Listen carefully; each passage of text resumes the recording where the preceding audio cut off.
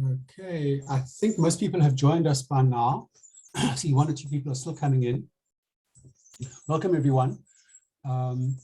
As you know, conversations we run twice a month.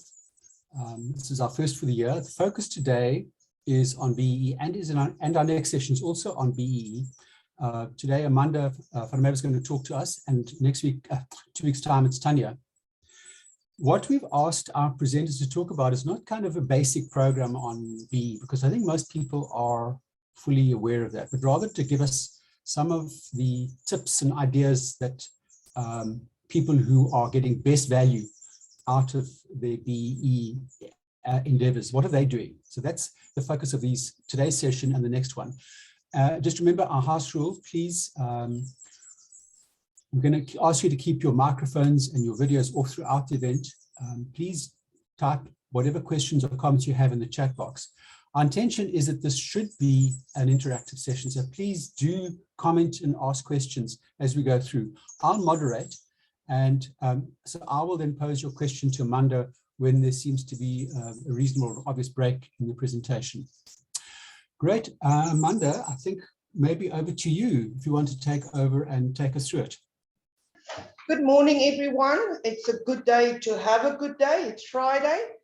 It's my daughter's birthday today, so nothing can go wrong today, except this presentation. Let's hope that it will be a good insight for you.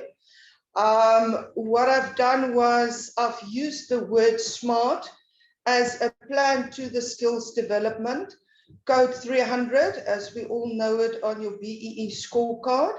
And we all know that SMART stands for specific, measurable, achievable, realistic, and time. So let's apply that to the skills development element. When you look at specifics within the BEE arena, it's important to determine the type of scorecard. That's your first kick off when you start with BEE. It's important to know if it's an EME, a QSE, or a generic, or what industry it is, because it does differ.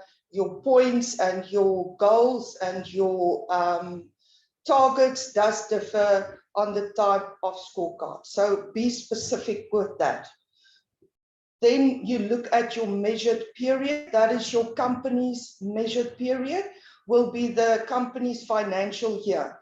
So whether the company's financial year ends in December or February, that will be your measured period where you have to spend your skills development budget within that measured period.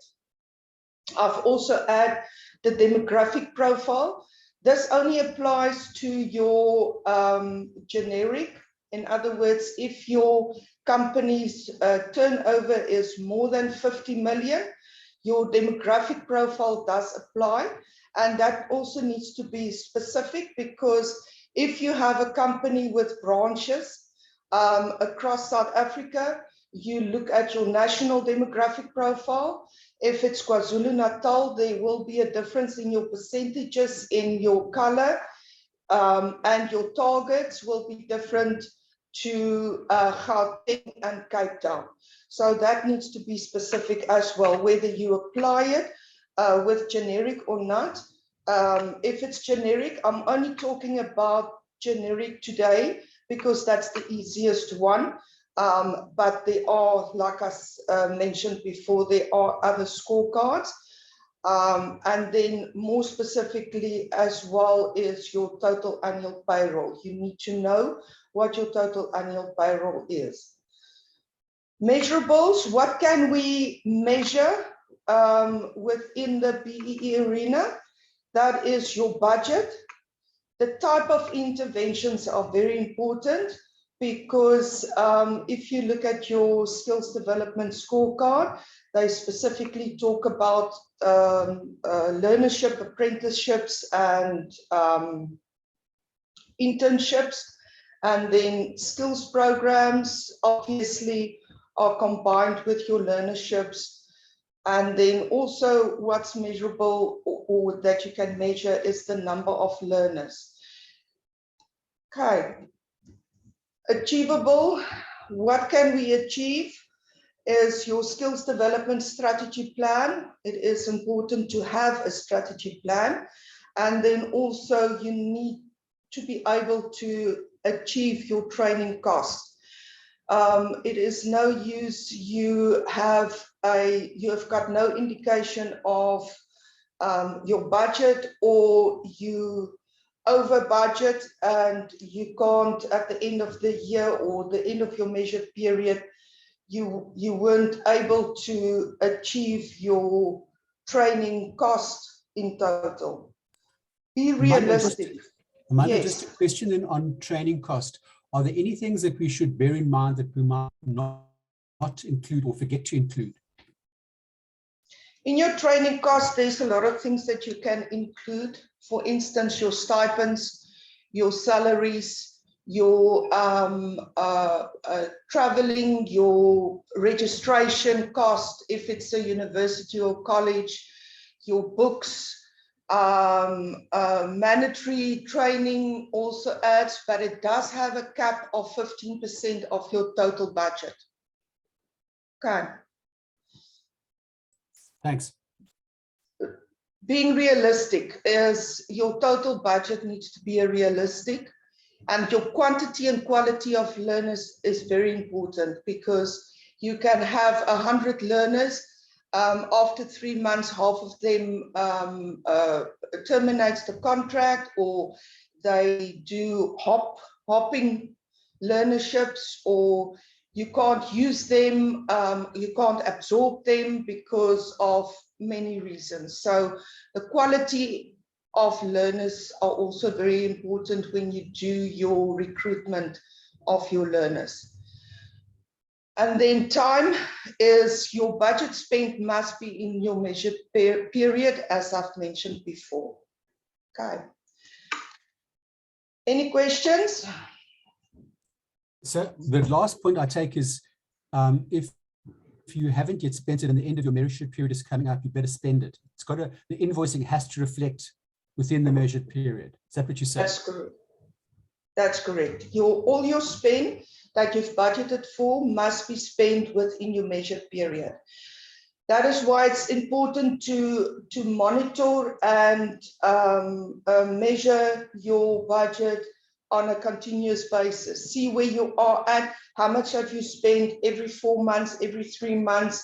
You can monitor your budget so that at the end of your measured period, you're sitting with a big amount that you haven't spent. And in any business, to spend millions of rands right at the end of your financial year end, it can be detrimental to any company. Just a bit of a technical side. We all know how the skills development element looks like. This is, like I said before, is your generic scorecard. What we're aiming for here is your scorecard or your skills development element is 25 points, which includes 5 bonus points. But the areas that we will mostly concentrate on is your learnership, apprenticeship, internships, which is your 6% of your total budget. And then your skills development expenditure, which is your 6% consists of your 3.5% and your 2.5%, which makes up for the 6%.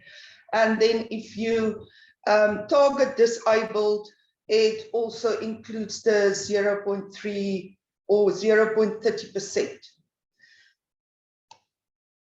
There's a comment from Wilma Manuel. The provider should have input into the learners that's been recruited, as when the lead employer recruits, the quality of the learner recruited can present many challenges down the line, which I think is what you're saying, hey? Yes, yes, absolutely. Thanks, Wilma. Absolutely. Absolutely. Okay, I've just given you an example of how to calculate your budget. So what you will do is you will add your measured periods, 12 months of your skills development levies that you pay per month. You add it up and you times it with 100. So your total that you will look at, and this is a real company's information that I've used. It's one of my clients. You can see the levies that they pay per year is 708,000 Rand. That's their 1% skills development levies. And then you times it with 100, and that is the amount that you will work with. And the way you work out your training budget, it is your 70.8 million times 6%. So your budget would be 4.2 million. Now, for any company, that is a huge amount of money that you need to spend on skills development in a year's time. So you can only imagine how important it is for you to plan properly, making sure that when you do a plan, that it includes all the costs, that you try to include the cheapest and the best way of implementing your skills development plan. So your 3.5% on, I've said ships, that's your internships, your apprenticeships and your learnerships, is 2.4 million.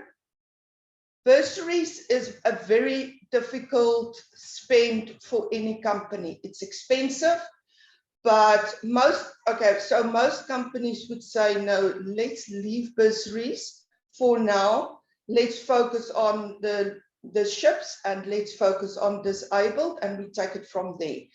What I normally suggest to companies on bursaries is have a plan or a contract, a bursary contract with your employees' children. If they want to go to university or college after school, have that available for them.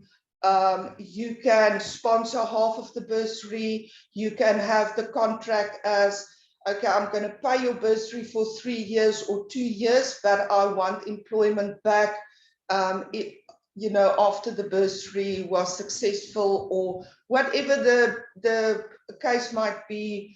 But it is achievable, but it is an expensive achievement, and most companies would rather go for learnerships, or the ships, because it's also tax.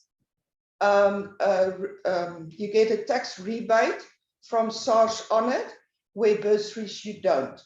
So that is also an advantage on your ships. Okay. So Amanda, before you go on, Amanda, yes. 2 questions have come up. Firstly, the question from Muvashan, wanting to know if you can just clarify, why do we multiply by 100? That's just the formula that the codes of good practice gives you. Okay, and then the other one is from Melanie asking, will you cover amounts that will be capped, i.e. informal training like induction, product and company specific? Company specific training or internal training does get capped at 15% of your total budget.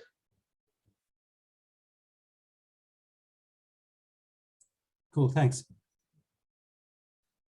Okay, so we all know that the skills development element for most companies are more of a black hole where funds vanish into no tangible results from fund spent, apart from perhaps ticking the scorecard. If we increase profits, it may be achieved in one of 2 ways. That is to decrease costs and expenses and increase sales. So the angle I've taken on the smart way of looking into your skills development spend is looking specifically at sales. So what if we can double up on this principle to reduce the BE cost and generate sales? Being smart about training. If the return of investment is a priority outcome of your BE fund spend, a robust strategy is required to balance operational expenses with your BEE expenses. So this approach entails reducing your expenses, that is your skills development expense, by absorbing them as part of your operational expenses, like your sales training. For example, you hire interns, train them to sell, generate sales. That will increase your profits, improve your rating, satisfy shareholders, and you will get more business. So your bottom line will grow. So if I can just check my understanding, what I hear you saying is the issue is not to look at the training budget as an independent budget that runs on its own, but rather to look where there's benefit to the business, where they will in any event be spending some money maybe on skills development, such as sales training, and use that also as a vehicle for the BE targets. Am I right? You're absolutely correct.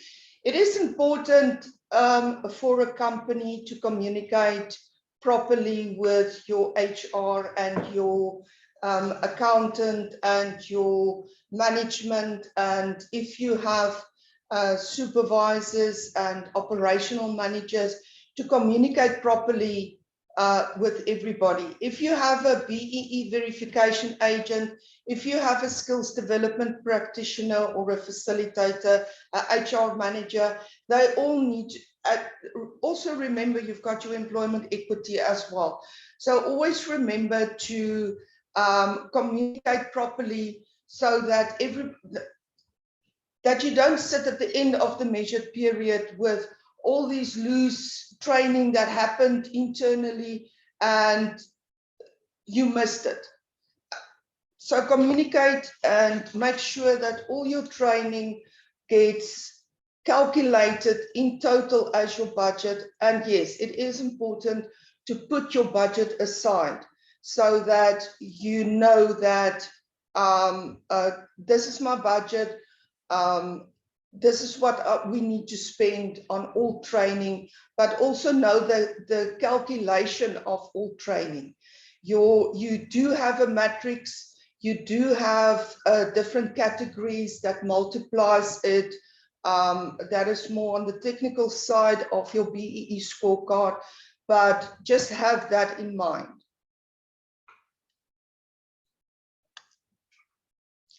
So let's look at your targeted training spending. Like I said before, your sales is a vital component in every business, and your sales employees' aptitude directly impacts their ability to generate revenue via existing client bases and development of new clients' revenue streams. That's a goal. Relocating your funds to the right training initiatives enables you to gain from the cheapest points with reference to the skills development element. For example, if I say cheapest, you look at where can I double dip in my total score. You've got different targets, you've got different broken up weighting points within your skills development. So if you target your disabled training and learnerships, they both form part of your skills development. Let's match it out. If training strategies are targeted to generating sales, conducting sales internships, which falls under your category C, which is your minimal cost, and equipping trainees with the appropriate sales skills and knowledge, you will reduce your BE input cost when intern salaries are added as part of your BE skills spend, and offer capable sales ninja as an end of the training program, ready to jump in and generate sales, thus increasing your revenue. It is important to have a well-crafted strategy that will lead to gain and open additional return of investment reach in the targeted areas. So this approach results in a ripple effect for the company and the intern, reaching far beyond merely accumulating skills development points to achieve desirable BEE rating. What are the benefits? Let's recap and look at what I've just pitched to you. So the training and BEE for sales, it's implementing the appropriate training strategy ultimately result in a ripple effect of business. Adequate training empowers interns by improving knowledge, productivity, and competency. Fully trained interns can be absorbed after completing the learnership internship, avoiding expensive recruitment, and add 5 bonus points on the skills development element. Providing these interns with permanent employment will almost guarantee their engagement, loyalty, and commitment to their job, which will improve sales retention levels. The quality of sales services and standards is likely to escalate as a direct result from appropriate training. Due to elevated standards, customer service and customer demands will increase. Your revenue performance will improve, in turn posing a positive impact on profits and shareholder value. With the challenges of gaining points in the ownership and management control elements, zoning in on the skills development element is a smart approach to boost points. So, a question from Jonathan. I don't understand your point about trying to reduce the cost of BE spend when the requirement is to demonstrate that you have spent the full 6%. Do you perhaps mean reducing the operational costs of the business as an outcome of training? Yes, I do mean that, yes. Your operational cost, in other words, by appointing learners or interns instead of appointing them as an employee and then put them on learnerships, you will recruit them as learners. Cool. Thanks, thanks, Amanda. Are there any other questions or comments from the group?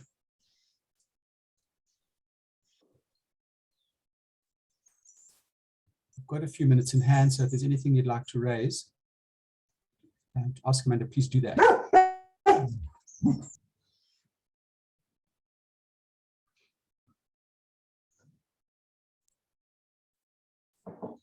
Don't see anything coming through just yet. Comment from Jonathan says, thanks, very informative. Melanie, people giving you some nice, some nice feedback. Great. Thanks, Amanda. That was very helpful. Then to our members, if you're looking for CPD points, please click on the link in the tab on the side to get your CPD points.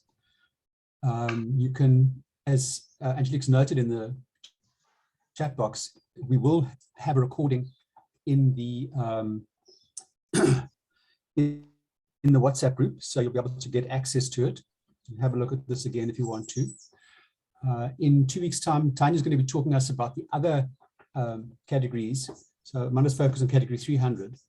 Tanya will talk about the other categories and what's the biggest value we can get out of them there. A comment from Melissa. Some extra info. The monthly STL payment on the EMP is 1% of the payroll. To calculate the target, you'll multiply with 100 because the target is a calculate 100% payroll. Okay, cool, thank you. Then I think we're done, everybody. Thank you very much. Thanks, Amanda. Thank you. Thank you for listening to me.